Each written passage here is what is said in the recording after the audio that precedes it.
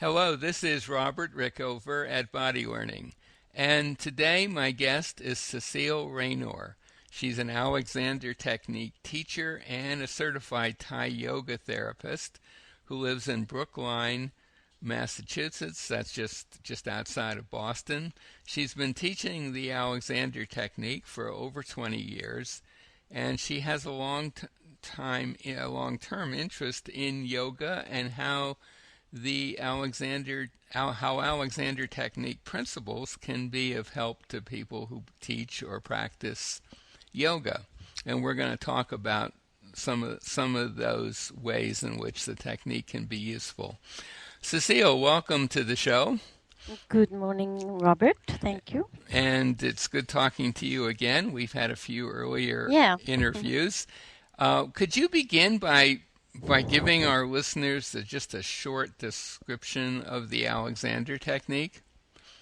Yes. So it's a mind-body approach to reclaiming effortless postural balance, but it's not just about the body. It happens um, by freeing ourselves from harmful habitual pattern of body and mind. And as a result, it affects not just our body, but it affects how we behave and how we react or not in life and all of that. Hmm. And so, how can those ideas help people who are practicing yoga? Well, yoga lovers, as I call them, um, do yoga because they want to stretch and strengthen and balance and relax, and some of them also embrace the bigger dimension of yoga, which is the spiritual dimension. But a lot of yoga people end up still with muscle and joints that are complaining, either on the mat or off the mat. And part of the reason is because they're into micro adjusting muscle and joints in search for a sense of balance. But in every pose, they're never sure whether they will find that sweet spot, as they call it, or not. And I believe well, first of all, in my experience and in the experience of people I worked with, when you apply Alexander thinking to movement while you're doing yoga, you actually get the most out of your yoga and you prevent injuries because you work with your body instead of controlling it muscularly. And so that helps yoga people to expand I would call their growing edge. And that they're very interested in doing that, but sometimes they plateau because they have there are three oversights that are in their way, and that's what I try to teach them. And it seems like it really helps a lot. So there are three categories, as it were, of Yeah, ways in which Alexander principles can be helpful. So yeah. let's start with category one. So the first one, I call it muscular overdoing. And muscular overdoing is not always pure oversight, though, because sometimes yoga lovers engage in overdoing because they think they see it as pushing their limits to be strong.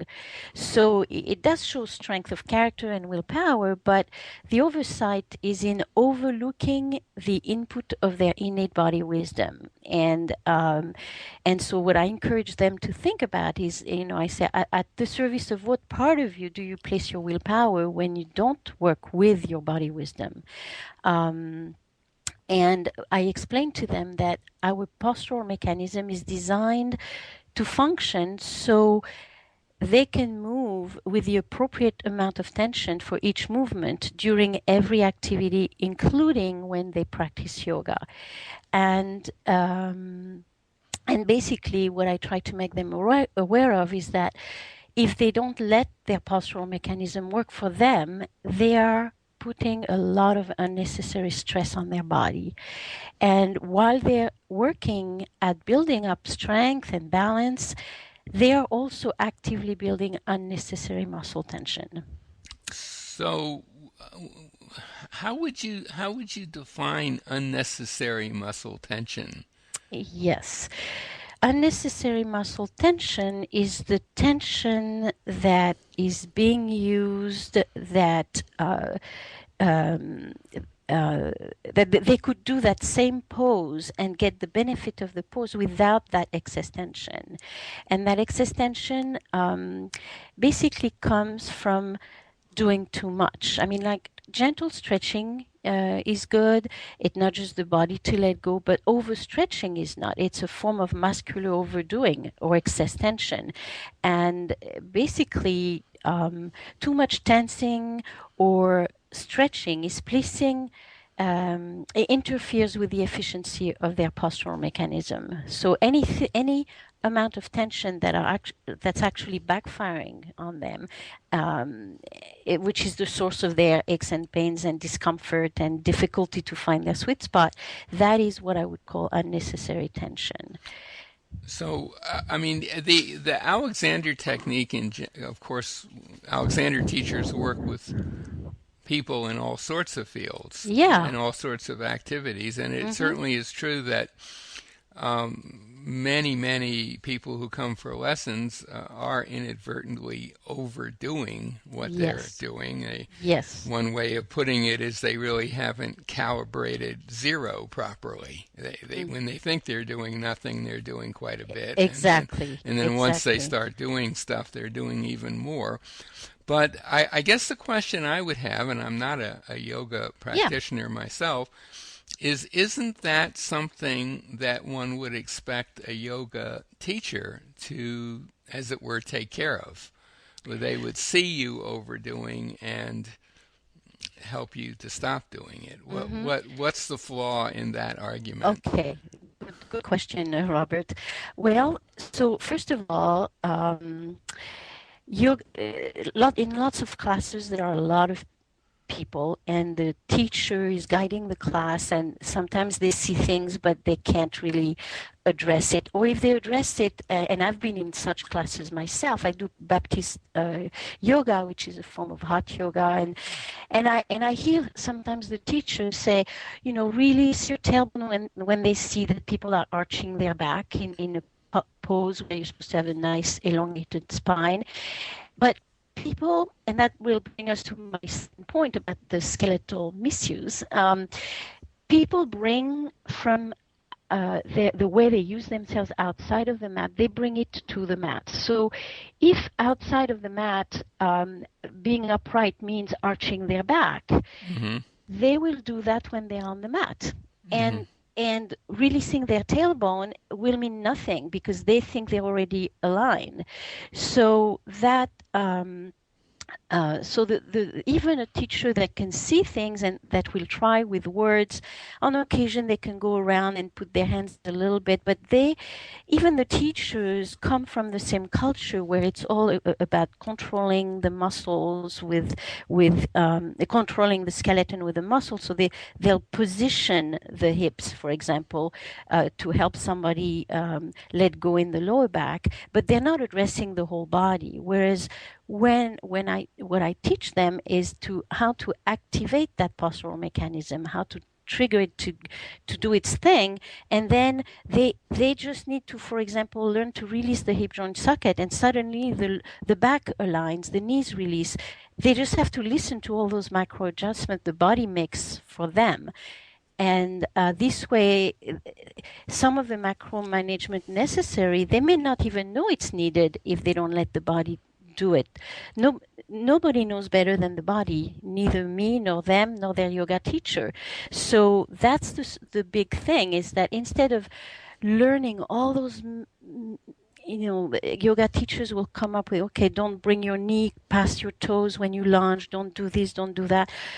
They have all those little tricks to try to help their students with not getting injured. But with what I'm teaching, the student doesn't even need the teacher to look out for them because they have a key to plug into their postural reflexes and let their postural mechanism do its thing. And their body will tell them, okay, no, you can't go past this. They just have to listen. And suddenly they find themselves in that balanced place with everything working together. So they have to learn how to, as it were, intervene efficiently in a Yes, way that um, affects their entire body. that's right. And I mean, I don't know a lot about yoga Hmm. specifically, but in general, most people really don't have a lot of spare memory slots to bring to bear in terms of changing themselves. And Hmm. so if you're gonna intervene to make a change, you better intervene wisely and adding two or three or four instructions at the Exactly. same time, it just doesn't work. It People doesn't work. people cannot Process. you bump up against the limit, which is, I think, generally regarded as 7 ± 2, and ideas that you can have at one time or things that Hmm. you can pay attention to at one time. So you end up kind of frustrated trying to do all of these things. So you're saying a kind of preliminary overall intervention is going to be a lot better than trying to fix this, that, and the other thing all at the same time, right? Is that Yes, the yes. basic message? Yeah. Yeah, I mean, in a way that you could say it that way, and what happens is that sometimes, they're still young and they still feel okay when they do yoga, and in fact they're stretching some of the tension they create on their everyday life, but then they go into that cycle. They create tension during the day or the week, and then they go to yoga and they stretch the tension, but they're not really addressing the problem. In fact, although yoga has been known for centuries to be a beneficial activity and the number of people drawn to yoga keeps increasing actually, yet in this time and age, yoga related injuries reported by doctors and emergency room records have also increased over the years. And in fact, a couple articles were published in the New York Times a few years ago, bringing these yoga injuries to the attention of the public. And one was called "How Can Yoga Wreck Your Body?" Yes, I And yeah, remember yeah, there was a lot of controversy yeah, and when those came out. and Yeah. there was another one, women's flexibility Right. is a liability in yoga. And Right. many yoga studios made a point to discuss in class the facts presented in these articles Right. and Yeah. clarify what they considered to be some inaccuracies. But the important matter is that it opened up a dialogue about the elephant in the room, Right. yoga and injuries. Hmm. And since then, a wave of awareness made some teachers and students practice more carefully, and a series of gentle yoga forms became popular as a way to prevent injuries. Hmm. Still, the yoga injury debate is not over because the core problem was not fully addressed. And Hmm. I keep running into people all the time who do yoga, but they have knee pains, they have lots of problem. So first of all, taking the challenge out of yoga is not necessarily a long-term solution for yoga lovers because they enjoy challenging themselves with yoga. So the fact is that choosing to reduce the challenge dimension of yoga with all those gentle yoga forms, um, choosing that method to prevent injuries is just not the answer for everyone. And um, because some of the overdoing on the yoga mat is caused by unconscious skeletal misuse carried over from how people handle their body off the mat. And that is the dimension that the Alexander technique can bring to the yoga community. And often when they have problem, they think they need to find to learn more. They have to learn more yoga, but it's not necessarily the case. And when I work with them, um, uh, I go from teaching what I'm trying to teach through everyday movement, like getting in and out of a chair or walking or things like that. Hmm. And then we do yoga poses, and what they start becoming able to become aware of what they're doing while they do a pose that's interfering with the pose. So that's in what way Alexander can help yoga people. And the fact is, once people are injured, sometimes they cannot even do gentle yoga. So Hmm. it's Right. really important for them to. It's sad they cannot do what they love so dearly because of how they use themselves on and off the yoga mat before getting injured. Right. So that's why that brings me to my second point, the skeletal misuse. It needs to be addressed. Skeletal misuse comes from, their habitual patterns of movement in everyday life. Hmm. And that is part of my teaching to yoga people. But at first I keep it to a minimum just to start creating that connection between how they use themselves outside of the mat and what's happening on the yoga mat.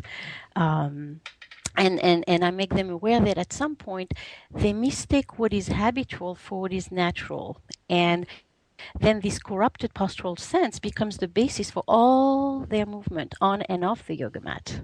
Yeah, I totally.